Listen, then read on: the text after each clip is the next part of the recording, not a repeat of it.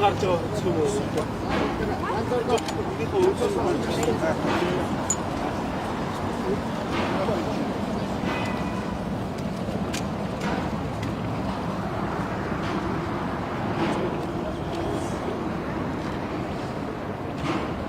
Үзэгчтэй Мастигмын сая та бүхэндээ мэдээллийг зориг агсны хөшөөний урдаас шууд дамжуулан хүргэж байна. Иргэний зориг ногоо намын удирдлагууд зориг агсны хөшөөнд хүндэтгэл үзүүлж цэцэг өргөж байгаа юм а. За түүний хувьд 1962 оны 4-р сарын 20-ны өдөр мэндэлж байсан. За өнөөдөр түүний төрсөн өдөр тохиож байгаа. Иргэний зориг ногоо намын удирдлагууд зориг агсны хөшөөнд хүндэтгэл үзүүлж цэцэг өргөж байна.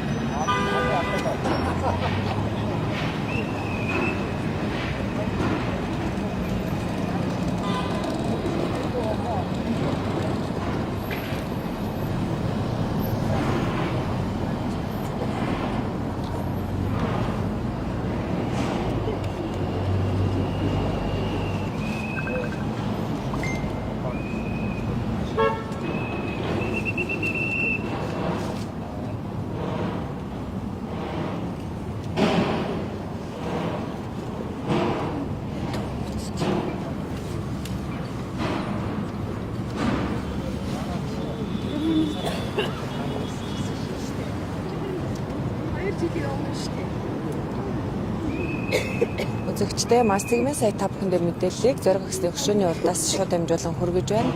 За төр нийгмийн сэтгэлдэн зориг агсны хувьд 1962 оны 4-р сарын 20-ны өдөр мэндэлсэн байдаг. За түүний гэгээн дурсгалд хүндэтгэл үзүүлж иргэний зориг ногоо намын төлөөлөл удирдлагууд яг одоо цэцэг өргөж байгаа юм а. За сайн байна уу?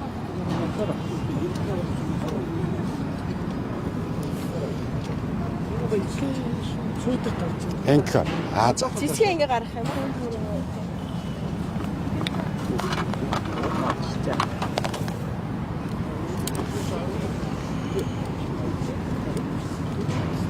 Тэгэхээр өнөөдөр төр нийгмийн сэтгэлдэн зориг агсны хөшөөнд хүндэтгэл үзүүлж цэцэг өргөж байна. Тэгэхээр энэ талаар байсан. За ардчилсан үйлчлэлийн удирдлагч Санжаа Сүрэнгийн зориг агсан бол Монголын түүхийн нэгэн эргэлтийг удирдсан ийм үжил санааны удирдагч хүн. Тэгэхээр Санжаа Сүрэнгийн зориг агсны Монгол улсад үлдээсэн өв гэж байгаа. Тэр өв нь юу вэ гэхээр нэгдүгээрт нь Монгол улсын үндэсний эрх ашиг нэгтэн байх ёстой, хоёрт нь намынх байх ёстой, гуравт нь бүлэг фракц гэж байдаг бол тэр нь байх ёстой, дөрөвт нь хувь хүний эрх ашиг байх ёстой гэдэг ийм зарчмыг бол үлдээсэн. Мөн ардчилсан хувьсгал гэж юу болох? Ардчлалт Монголд ямар хэрэгтэй, олон намын тогтолцоо юун чухал юм гэдэг энэ олон зүйлийг үлдээсэн ийм үжил санааны удирдагч бөгөөд 90 оны ардчилсан хувьсгалын удирдагч юм байгаамаа. Тэгэхээр энэ үжил санааг тээгч улс төрийн намын хувьд иргэний зориг ногоо нам үжил санааныхаа үндэслэгчийн найз нөхөд журмын нөхдүүдийнхэн үүсгэн байгуулсан намын хувьд энэ үжил санааг цаашаа дүргэл тээж явах болно гэдгийг байнга илэрхийлж байдаг. Тэгэхээр бид өнөөдөр бас эс зориг агсны хөшөөнд төрсөн өдрөөр нь энэхүү өдөр намын журмын нөхдүүд хамтдаа цэцэг өргөж хүндэтгэл илэрхийлж байна. Хүндэтгэл илэрхийлнэ гэдэг нь цэцэг өргөд өнгөрөх тухай асуудал биш юм аа.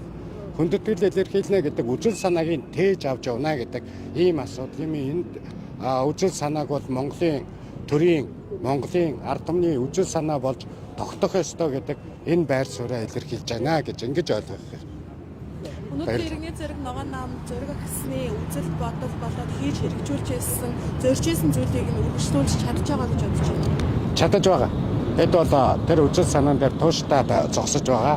Хэдийгээр нэг хэсэг бас иргэний зэрэг ногоон нам парламентод суудахгүй байсан ч гэлээ бид 24 оны сонгуулиар энэ үжил санааг дэмжиж байгаа иргэдийн дэмжлэгээр парламентод судалтай болсон гэж бид нар ингэж ойлгодог. Тэгэхээр бид бол үжил санааг хинээс ч юунаас ч үл хамаарч шантралгүйгээр урагшаага явна гэж ингэж ойлгодог. За тэгэхээр өнөөдөр бол Монгол улсад ардчлал мэндэлсэн өдөр гэж одоо ойлгож бас болохоор ийм өдөр байгаа. Тэгээд энэ өдөр бол одоо ардчлалын одоо үнэт зүйлийг төрхөөс ахуулаад насны эцэслэг хүртлээр өөртөө тээж тэрийг зөвхөн өөртөө тэгээ зогсохгүй улс даяар түгээн тунхаглаж чадсан одоо цорын ганц ирхэн бол одоо Санжаас Зөрөнгийн зориг агсан байдаг. Тэгээд өнөөдөр бол бас миний хувьд бас тэмдэглэлт өдөр байдаг.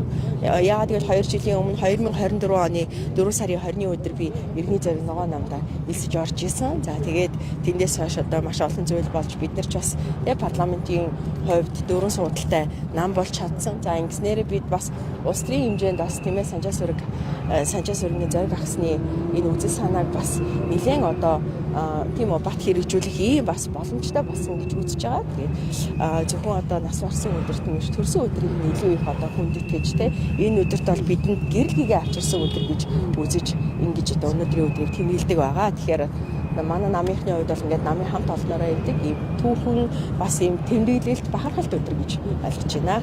Санжаас Зөрөнгийн зориг агсан бол ардчилсан үзлийг үндэслэгч төрний нийгмийн нэр тэтгэлтэй шүү дээ. Тэгэхээр өнөөдөр ер нь Монголын ардчлал яг түүний зорж исэн хүсэж ирснээр ер нь хөгжиж өргөжж чадж байгаа гэж бодож байна юм.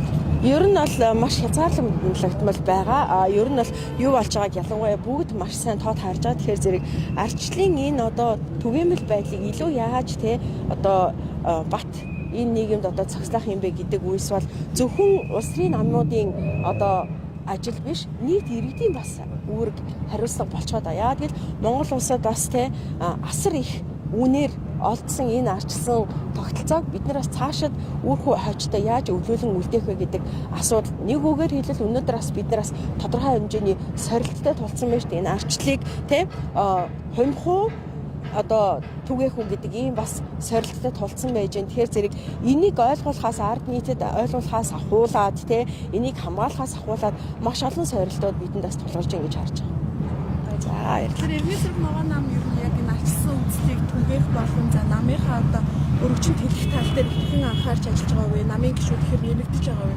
Иргэний зориг ногоон нам бол хаалгууд цонхоо цэлитэн нээсэн гэж ойлгож болно.